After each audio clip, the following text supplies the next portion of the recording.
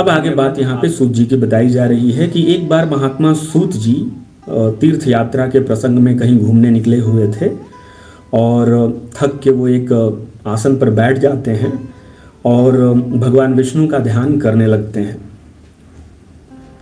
तपस्वियों के ललाट पर, चेहरे पे तो एक अजीब ऊर्जा होती है ना दोस्तों, एक अजीब तप होता है, एक अजीब प्रकाश होता है।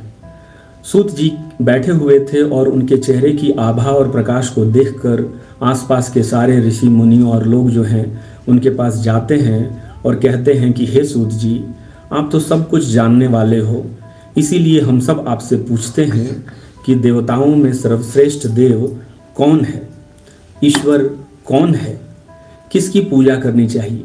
अच्छा, ये बात मैं आप लोगों से भी पूछता हूँ, ये बात आप लोगों के ध्यान में भी आती है या नहीं कि देवताओं में, हमारे हिंदू धर्म में, सनातन धर्म में तो बहुत सारे देवी देवता हैं, तो कौन से वो देवता हैं जो सर्वश्रेष्ठ हैं, जिनकी पूजा हमें कर लेने से समस्त ब्रह्मांड की पूजा हो जाती है। तो यही सवाल सूत जी भी, जो ऋषि मुनि हैं वो लोग सूत जी से करते हैं। दुष्टों के विनाशक कौन है, उन देव का स्वरूप कैसा है, कौन पूजनीय है, किस प्रकार इस संपूर्ण जगत की सृष्टि हुई, किन व्रत का पालन करने से वे देव संतुष्ट होते हैं, किस योग के द्वारा उनको प्राप्त किया जा सकता है, उनके कितने अवतार हैं, उनकी वंश परंपरा कैसी है, वो किस वर्ण आश्रम के हैं।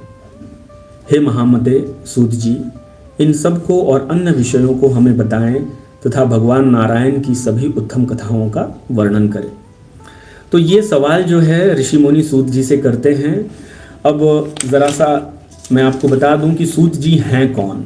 ये थोड़ी थोड़ी बातें जो है बीच बीच में मैं आपको बताता चलूँगा ताकि जो सेशन है ये थोड़ा रोचक लगेगा। सूत जी का नाम आपने बहुत सुना होगा, आपके घर में जो पूजा होती है, जैसे औरतें तीज का व्रत करती हैं, या फिर और कौन कौन सा व्रत होता है आप लोगों का, करवा चौथ हो गया, लक्ष्मी जी की पूजा, प्रदोष की पूजा हो गई, एकादशी की पूजा हो गई।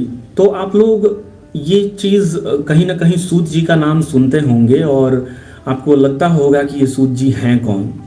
तो सूत जी के बारे में ज़रा मैं आपको बता दूं कि सूत जी के पिता का नाम है लोमहर्षा और माता हैं वसिष्ठा।